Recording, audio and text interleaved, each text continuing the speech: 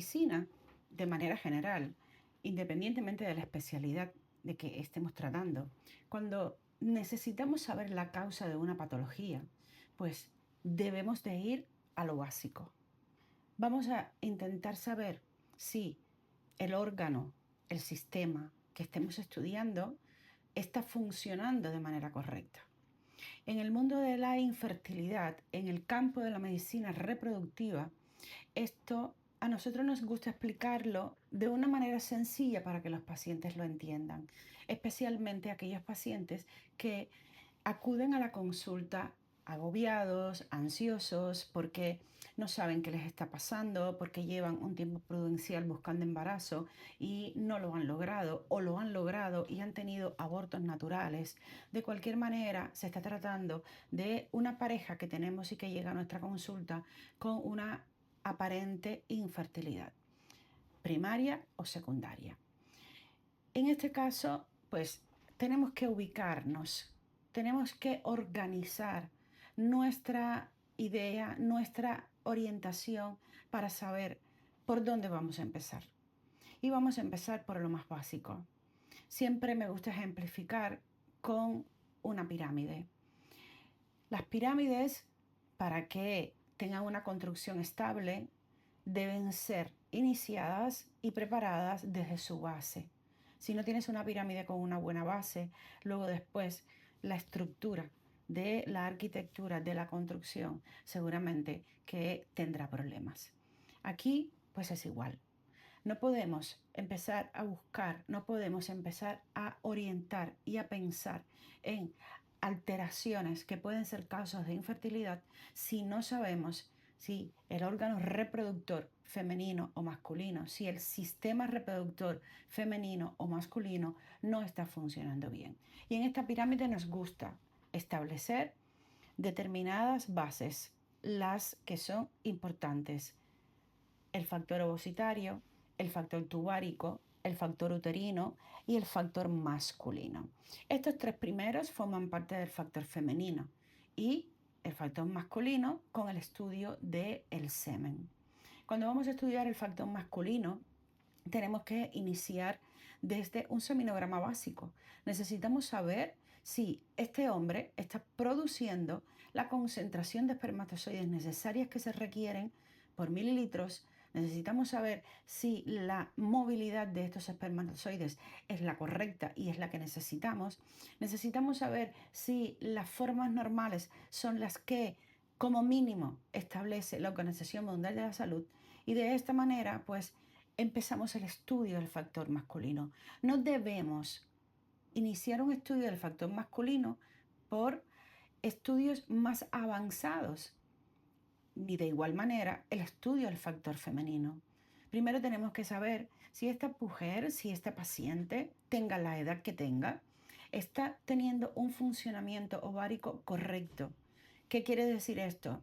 Si su ciclo menstrual es normal, si las pérdidas sanguíneas de su regla son normales, si son abundantes, si tienen coágulos, si son muy escasas, si en el último tiempo ha notado que la cantidad de sangrado ha disminuido o ha aumentado en relación a cómo ha sido su patrón de sangrado siempre.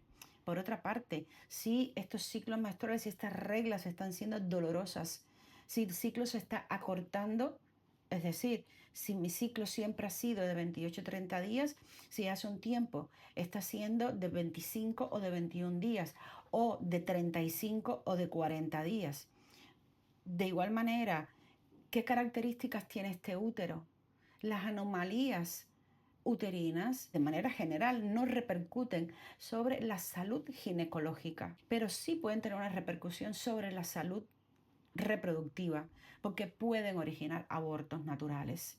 Una paciente que tenga un útero bicorne, una paciente que tenga un septum en el útero, pues seguramente que es una paciente que inició su vida sexual, inició su menarquia, su primera regla, y siempre ha tenido ciclos regulares, y de momento no hay ninguna razón que haya perjudicado su vida ginecológica, su salud ginecológica. Sin embargo, ahora ya no es solo su salud ginecológica, ahora quiere un embarazo. Entonces, sí que puede repercutir especialmente sobre la implantación y la evolución favorable de un embarazo, alguna anomalía congénita del útero no diagnosticada anteriormente. También la presencia de miomas o de pólipos, la presencia de adenomiosis. La adenomiosis es una patología que no se le da mayor importancia cuando estamos en la consulta de ginecología.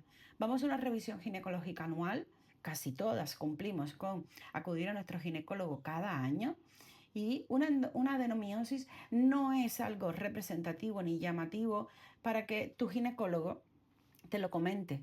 Pero cuando vas a una consulta especializada en medicina reproductiva, la adenomiosis es una patología uterina que buscamos. ¿Por qué? Bueno, pues porque puede ser causa de no implantación embrionaria y puede ser causa de fallos de implantación incluso en pacientes que acuden a tratamientos de ovodonación. La permeabilidad de las trompas, el factor tubárico, que es el tercer factor dentro de estos tres grandes factores ubicados en la pirámide relacionados con la mujer. Las trompas pueden estar obstruidas, las trompas pueden estar dilatadas. Si las trompas están obstruidas, difícilmente esta mujer va a llegar a tener un embarazo porque no tendrán conductos para que se unan el óvulo y el espermatozoide. Pero por otra parte, si las trompas están dilatadas, pues también vamos a tener un problema, porque esta mujer, incluso si va a un tratamiento de fertilidad, incluso si se hace un tratamiento de medicina reproductiva de alta complejidad, como una fecundación in vitro, no llegará a tener el éxito. ¿Por qué? Si estamos hablando de las trompas y yo voy a transferir mi embrión en el útero. Bueno, pues porque existen unos conductos, existen unos ostium que se llaman ostium tubáricos que comunican las trompas con el interior del útero. Y ese líquido, en el caso de dilatación de las trompas, que se llama hidrosalpin, pues es tóxico para los embriones. Con lo cual, si colocamos un embrión, transferimos un embrión al útero, pues el líquido tóxico que está dentro de la o las trompas también estará dentro de la cavidad endometrial y perjudicará a este embrioncito que hemos puesto. Por tanto, no tendremos resultados de implantación y si lo tenemos, pues no será seguramente un embarazo viable. Pienso que hasta aquí es el estudio básico por lo que debemos empezar.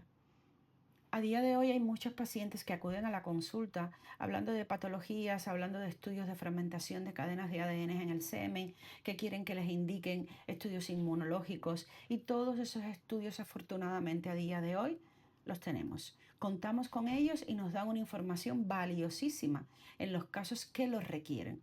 En los casos que no los requieren, pues lo único que seguramente crearemos será ansiedad por estar indicando estudios que no corresponden y que no tenemos una justificación médica para indicarlos.